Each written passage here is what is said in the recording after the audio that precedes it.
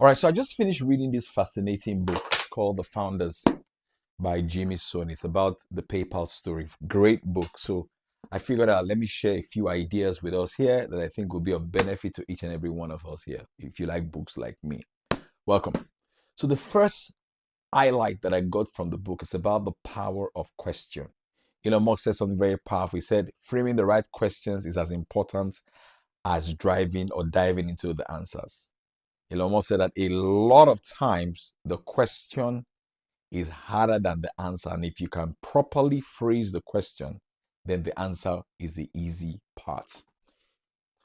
You see, I believe in the power of questions because even Jesus Christ said it. He said that ask and it shall be given unto you, seek and you will find. For everyone that asks receives. Now you need to learn how to stay with a question because questions will force your brain to come up with new capabilities and new possibilities and new relationships. I think it was Peter Thiel, one of the co-founders of PayPal, that said something very powerful. He said, ask yourself, how can I accomplish my 1 year goal in 6 months? Now, you may not accomplish, let's say you have a target to do $1 million in a year. You say to yourself, how can I do $1 million in 6 months? Now, you may not accomplish that $1 million in 6 months. But what will happen for you is that it will expand your brain to start thinking from a different dimension. And because of that, it will force you to raise your prices. Because that just happened to me recently in my business. I said to myself, how can I accomplish my 1 month goal in 15 days? And that forces you to raise your price because sometimes all you need to hit your target is to raise the price of your product. The second thing I force you to do is that it forced me to add another product to my product repertoire. So I didn't used to do sales recruitment before. So I started doing sales recruitment now because it fits beautifully well to sales training. And that has also increased the revenue of my business because of the power of a question. So you need to understand something about your brain and my brain. Your brain is a question answering machine. We are telepathic beings. In other words, if you set a target for the brain goes for it. Now, the quality of questions that you ask is what will determine the quality of life that you live. If you ask yourself a stupid question, you will most likely live a very stupid life. If you ask yourself a disempowering question, you will live a disempowering life. Instead of you to say, how come people don't like me? You should be asking yourself a question like, how come a lot of people ask like me? Now, let me give you one trick. Let's say your target is to do $1 million. All right. Before you hit that $1 million, trick your brain with this question and say, how did I hit $1 million? Now, you haven't hit the money. The money's not in your account yet. But you are assuming, you're acting as if the money's already in your account. You're saying, how did I do it? Guess what? Your brain starts giving you answers. From those answers, boom, you can create the reality that you want. That's the first thing I learned from the book. The second thing that I learned from the book was the power of branding. Do you know that in 1999, Elon Musk bought the URL x.com? He bought it in 1999 from two brothers. He bought it for $1.5 million. Interesting. And it was in 2022, 2023 that he bought Twitter. I think the market capitalization of Twitter today is like $12 billion. Not bad. Not bad at all. Not bad at all. So he perhaps didn't even know what he wanted to do with that name. He saw it, it was intriguing, and then he bought it. That's why I say to people, invest in your business. And nothing is too expensive to invest in your business because the upside of that is way higher than the downside of that. In fact, if you read some biographies, they'll tell you that some of these successful entrepreneurs, they actually recruit people that they don't need per time in their business. Maybe they see someone that's smart, they just recruit the person.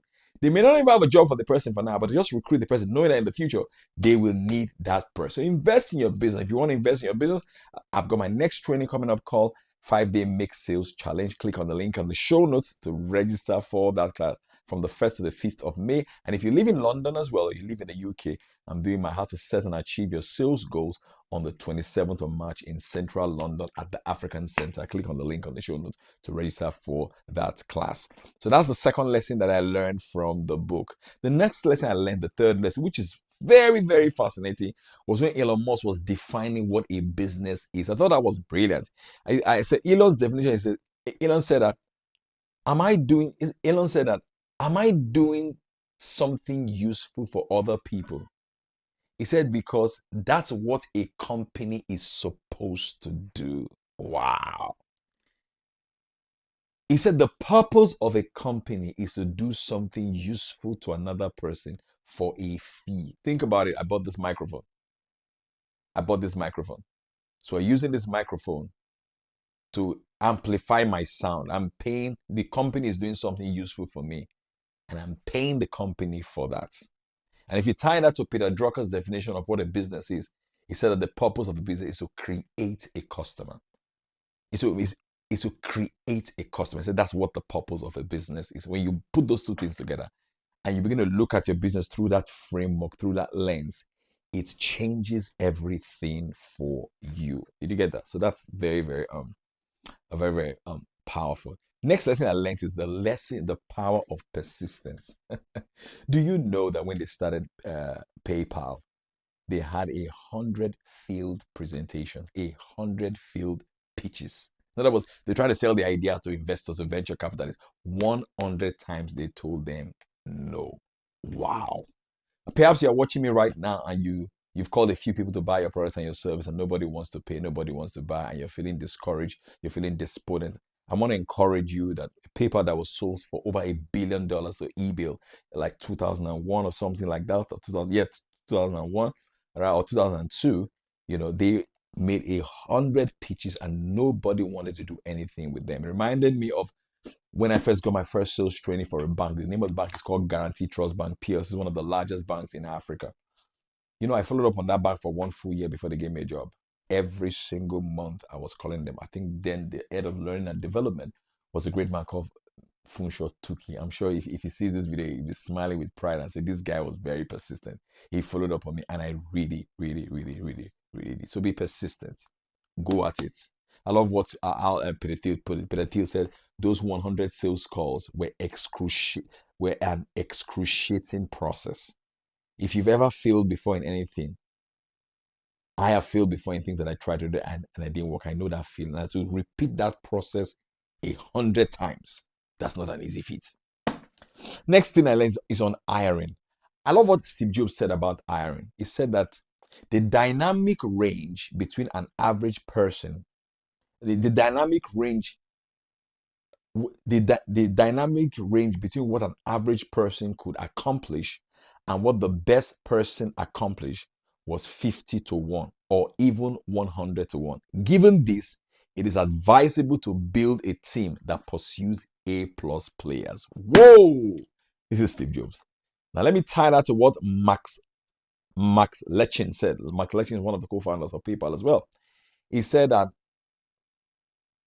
A's hire A's, B's hire C's. The first B you hire in your company can take the whole company down. Do you know in PayPal they do everything with speed? But there's one thing that is slow down on, is on hiring. Because who you get into the ship is very, very important. So spend time and money to hire the best talent. Don't let your pride enter the way. If you know that this person can work for you, they can deliver results for you, please remove your ego and pursue that person like you're pursuing a product to hire that person, because they can 10x your business. They can 10x your business. So I run a paid WhatsApp group, right? I've been running that for 5 years, successful, profitable. And I was doing it alone until I hired somebody to be like my chief operating officer. So we share revenue. The group has 10x in organization and profitability because I hired one person. Who do you need to hire today? Sometimes what you need is the who and not the how, because you already have the how for your business. All you need is the who, and that who is your best hire that can 10x your result, 10x your effectiveness, and actually 10x your business. All right. Again, this episode of the Powerful Podcast was sponsored by my class that's coming up on the 27th of March in London, how to set and achieve your sales target. And if you want to join my paid WhatsApp group as well, you should start a community if you run a business. Click on the link in the show notes as well and join the community. And we review a book every single month in the community, and I teach every single day in the community to take your sales to the next level. Next is on the power of words. The power of words. Wow. This is the second to the last point now. It's on the power of. All right. So let's talk about also on the power of words. In August of 1999, Sequoia Capital invested $5 million in X.com, buying shares from Musk and placing Mike Moritz on the company's board. I love what the Mike Moritz guy said. He said that after they've done the drop their $5 million, he said to himself, "What did we just pay for?" Because then they didn't even have a product. They didn't have a product. They didn't even have a lot of staff. So what they bought was Elon Musk and not the company. I made a note in the book and I said that investors and customers don't buy product first.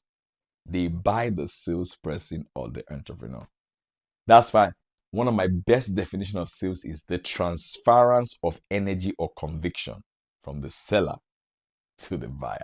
And also on the power of words, there was one time Peter Thiel and some of his guys, they met in the book as well. They meet for breakfast and they have coffee and all this great stuff, right? In the coffee and in the meeting, one of them said, this is the gathering of billionaires. Such audacity and self-confidence. I was telling my wife and my children over lunch this afternoon, I said that I heard a quote that says that your life will expand or shrink based on the size of your courage. I thought that was powerful. All right, so this is the last point, and that point is on books. So somebody called Payne walked into the bedroom of Elon Musk. He said the room was literally filled with books and biographies and stories about business luminaries and how they succeeded. In fact, I remember sitting there and at the top of this stack was a book about Richard Branson. So Elon Musk had been reading about Richard Branson. Maybe that's a book called Losing My Virginity. It's kind of clicked to me that Elon was preparing himself and studying to become a famous entrepreneur. I mean, man, that brings us to the end of this book review. This is a fascinating book. I want to thank Beyond Borders, one of the fastest growing real estate companies in Abuja, for sponsoring this episode of the Portfolio podcast. I'm going to put a link in the show notes and take advantage of their real estate portfolio. So thank you all for coming. Please click on the subscribe button, write a comment, and share this with your friends and family members so that we can help the channel to grow. Do have a fantastic day. And tell me another book you think that I should review, and I'll talk to you soon. Let's go. Boom.